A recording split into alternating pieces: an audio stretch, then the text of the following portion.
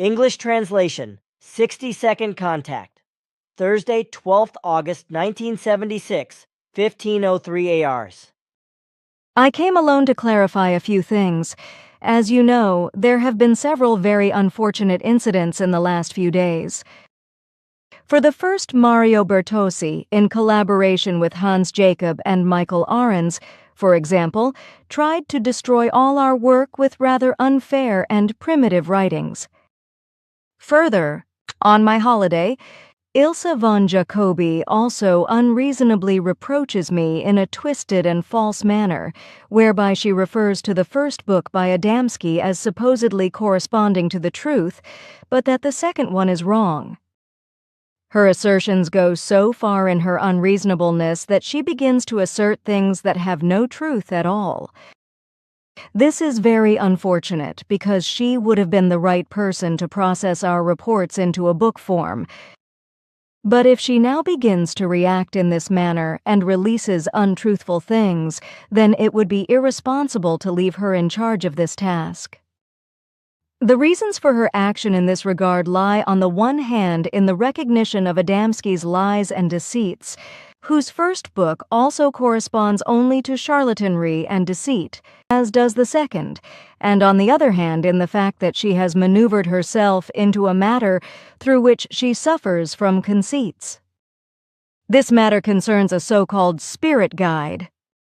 All these unworthy things together no longer allow her to continue to concern herself with the preparing of a manuscript of our contact reports, which she would in future change to such an extent that they would no longer correspond to the truth and the purpose. The result of this is that you try to find another power person or take over the preparation of the manuscript yourself.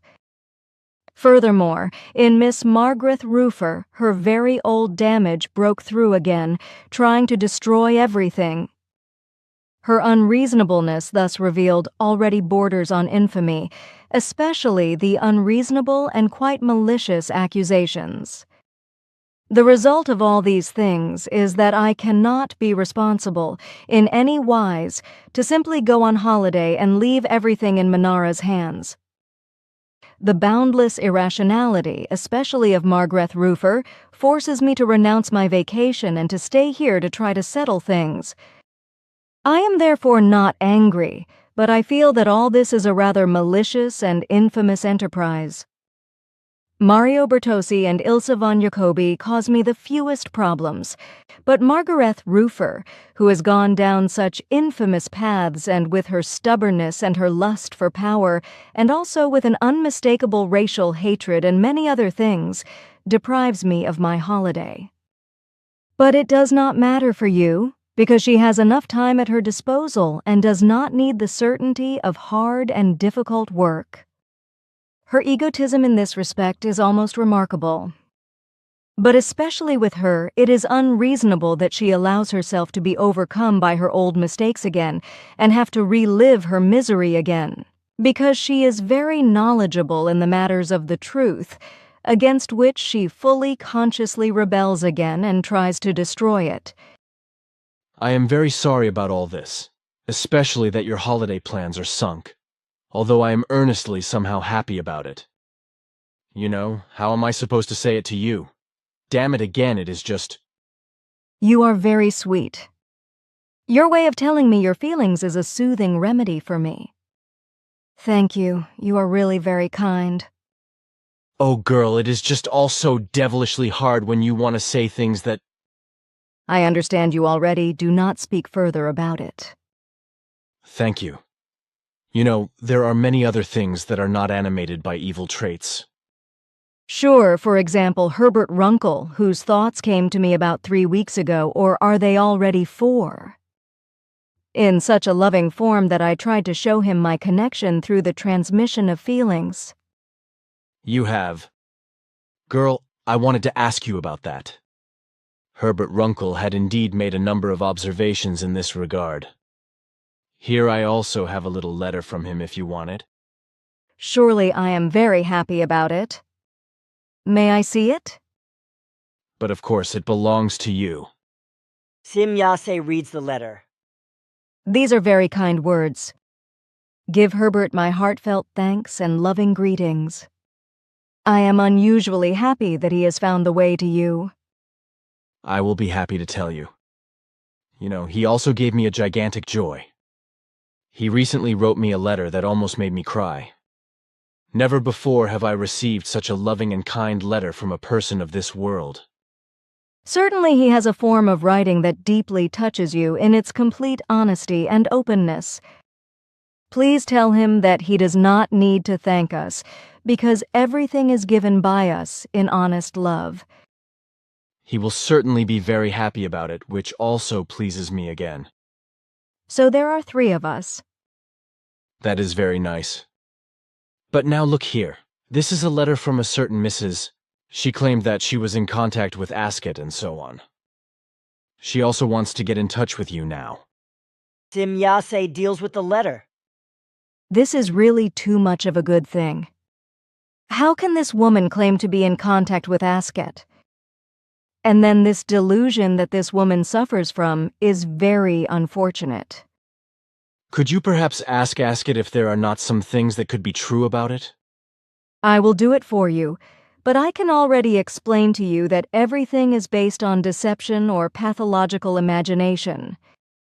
I suppose so too. But tell me, is it possible that Ascot can answer me directly in any form? Sure, if she comes into our universe for this purpose, then she can give you the answer in telepathic form. I would be very grateful for that. Then I will try, but you have to be patient for a few days. That does not matter. But now another question. Is it possible for me to contact your High Council directly? Why is that? I do not want to say. Then you thus have secrets, as we have assumed for a long time.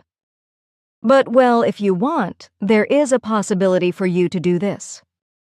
I will explain the way of this communication possibility to you, but it is only meant for you.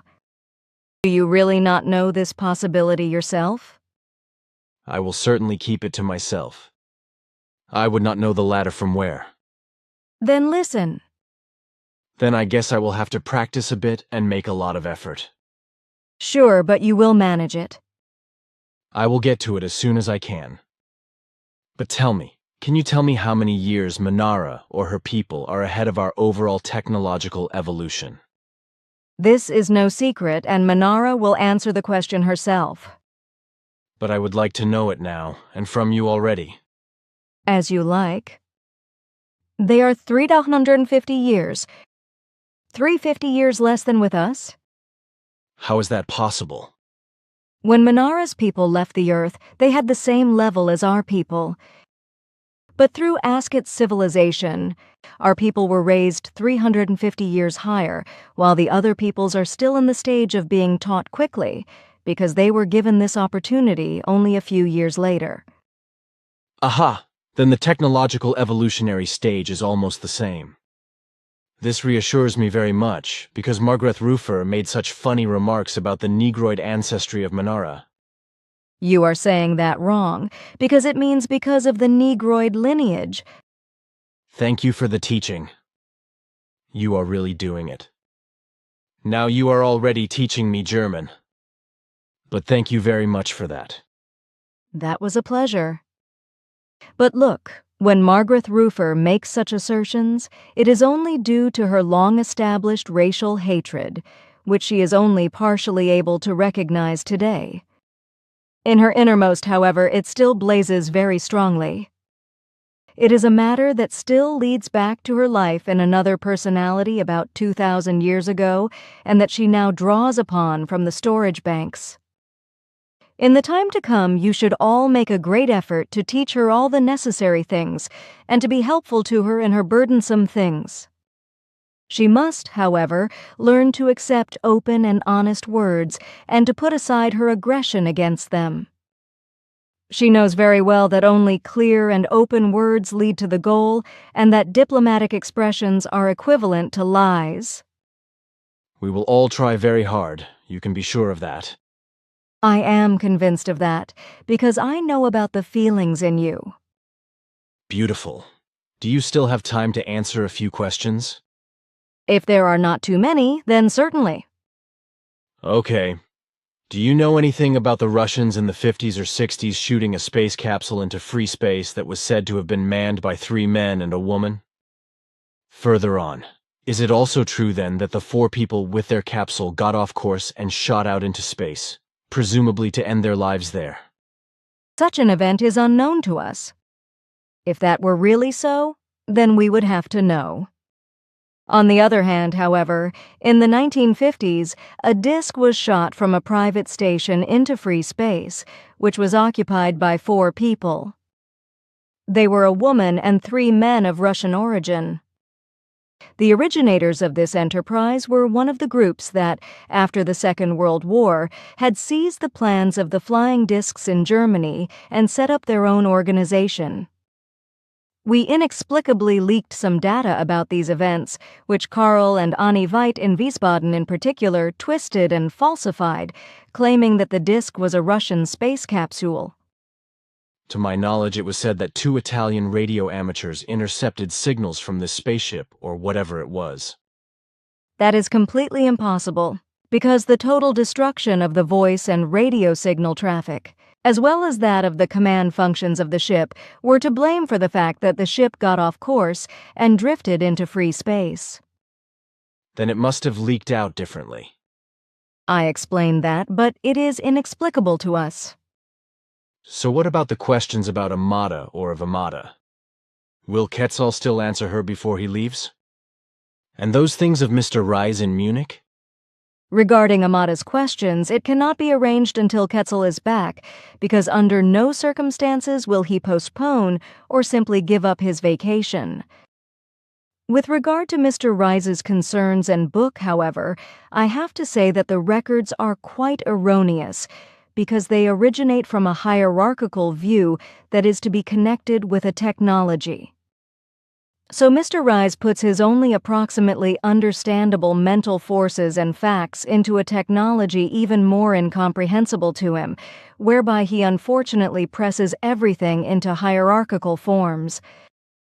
Therefore, the records are of absolutely no value and of no importance. I have tried to read the book, The Chronicle of Akakor, but the things contained therein are completely unknown to me. All of us have tried very hard to get to grips with this matter and to check the information given in the book. Unfortunately, however, everything was without result, and we could not find any information confirmed. When we are all back from holiday, however, we will again make an effort about these concerns. We might have missed something, but this possibility is not very great. So you have to wait at least 6 months for a final answer. Of course, there is no hurry. What is the book called again? The Chronicle of Akakor. By the way, I brought the things back to you. Thank you very much. So you mean that there is not much to think of the records, etc. of Mr. Rise's? Certainly, because they come from a lost way of thinking of hierarchical unvalues, as they correspond in this case to the bridge to freedom. I understand. That is very unfortunate. Earth humans have a very hard time breaking away from their religious or semi-religious and other heresies. With open eyes, they run into their ruin and believe the swindlers and deceivers, like false prophets like Mario Bertossi and Hans Jacob, who help Bertossi and Reitz in the address delivery service. Oh, well, you already know that? We have also brought that out ourselves. Sure, I know that. You should take back this letter here from this Mrs. Even these malicious slanderings by Mario Bertossi should not be absent from our reports. Oh my goodness, is this really supposed to be in there? Maybe a copy of our letter that we wrote to Mario Bertossi, Hans Jacob, and Michael Arendts?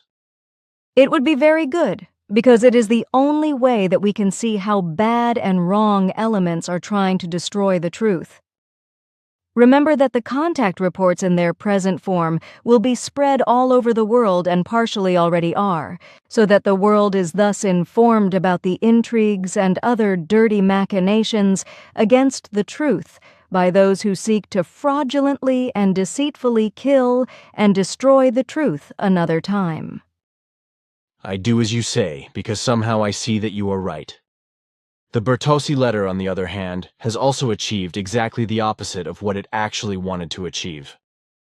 The shot from his own shotgun hit him himself, as well as the dear trustee Hans Jacob in Wetzikon and some others who mix with Mario Bertossi. It had to come to this. You are probably right. But now I have a very crazy question. What do you do with any items that get lost, and that you cannot get back for any reason? What do you do when you just cannot get it back, maybe because it is in another person's possession? Your question is not crazy, but very reasonable. But why do you ask? It is because I have heard that some objects simply disappeared or burned or somehow dissolved when they were found by terrestrial people, and when the objects belonged to some kind of alien intelligence. The reason for this lies in a total elimination of these objects. We and many other intelligences are able to totally eliminate lost things in various forms or simply burn them to ashes. This happens by very far-reaching impulse transmitters, which are set into operation by a destruction mechanism built into each device. However, these destruction mechanisms are usually only built into devices and objects that we take with us to foreign and still lowly developed worlds, for safety reasons, so that the relevant still low-standing life forms of a planet do not get a hold of possibilities for advancement which would be dangerous for them. These devices or objects equipped with such destruction mechanisms are usually made of plastic, for example this small device here. What is this white thing? It is a selective warner. That makes me very knowledgeable, because I have no idea what this could be.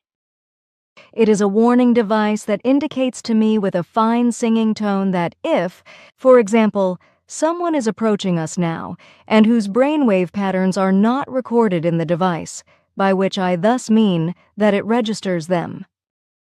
Aha, and if you lose that, you might be in a lot of trouble, huh? Certainly not, because we always carry a second device with us. You see, this one on the belt here. Okay, you got me. But can you perhaps demonstrate to me how you can destroy such a thing? For the purpose of your education, sure. Look, I just throw it here on the ground, and now just step back a little. So yes, now look at this belt device. If you now touch these two touch surfaces here, the warning device will set itself on fire and turn into a mushy and brown-black plastic mass. Look at the device lying there and operate the two touch surfaces. I allow myself to operate it. Fabulous. This thing really does smoke. Does it really burn to ashes? Sure, if you let it burn long enough. Can I have the leftovers? I want them analyzed. Sure, but then you should extinguish the mass, otherwise nothing remains. But do not touch it until 112 hours have passed, because until then certain radiations caused by the fire are escaping. Well, do you not think that our scientists can analyze important things out of the stuff? This possibility is very small, because this type of plastic, which no longer reveals its original composition, is probably common on the Earth in a similar form. But now we should separate. I have just heard human voices on the street. It seemed that way to me too. Then take care, dear girl, and come back quite soon. I will be concerned about it. Farewell, dear friend, and pay my dear greetings to all.